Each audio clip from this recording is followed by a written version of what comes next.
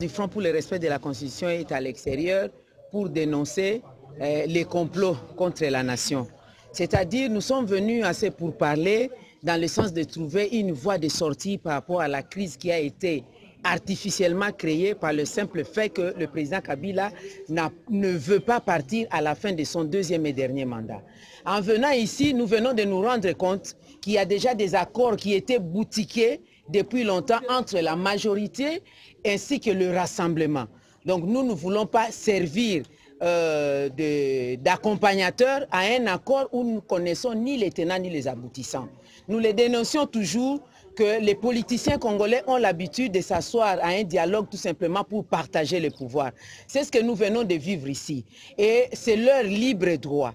Ils se sont partagés le pouvoir. D'un côté, le rassemblement a accepté le maintien de Kabila au-delà de son mandat constitutionnel en violation de la Constitution, et en contrepartie, le rassemblement a demandé le gouvernement, la direction du gouvernement.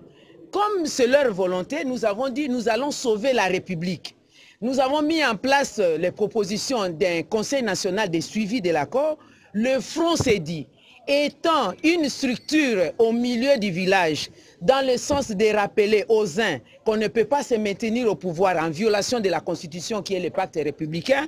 De l'autre côté, nous avons dit aux autres de ne pas accéder au pouvoir en violation de la Constitution. Nous avons estimé diriger aussi le comité de suivi pour être un organe opérationnel à pousser les institutions qui vont travailler après le 19 décembre 2016 jusqu'à l'organisation des élections telles qu'il y a eu un consensus en décembre 2017, pousser le Parlement à donner l'arsenal juridique qu'il faut, pousser le gouvernement à mettre à la disposition de la CENI le moyen nécessaire et faire un plaidoyer auprès de la communauté internationale pour accompagner le processus électoral conformément à la résolution 2277, de sorte que nous puissions obtenir l'alternance qui est réclamée par la population congolaise conformément à la Constitution.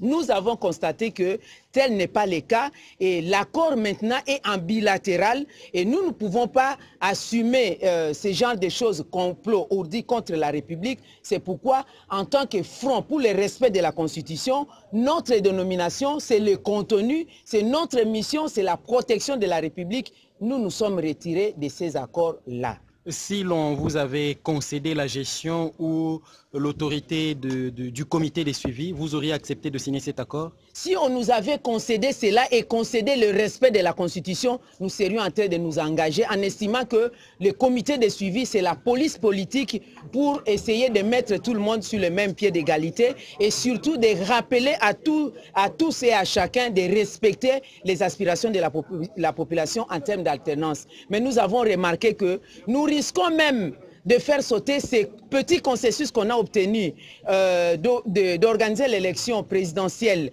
et le reste des scrutins en décembre. Nous risquons même d'aller au-delà parce que les velléités que nous avons senties ici, c'est de se pérenniser au pouvoir, d'accéder au pouvoir, d'y rester en violation du pacte républicain. Alors lorsque tout le monde se convient dans ce sens-là à sortir du cadre constitutionnel, la République démocratique du Congo deviendra seulement une république bananière, une jungle où ça sera la loi du plus fort. Vous êtes en train de les constater avec tout ce qu'il y a comme crispation politique actuellement, avec des arrestations arbitraires, des détentions illégales, même des exécutions sommaires, des populations qui ne font que réclamer leurs droits constitutionnels.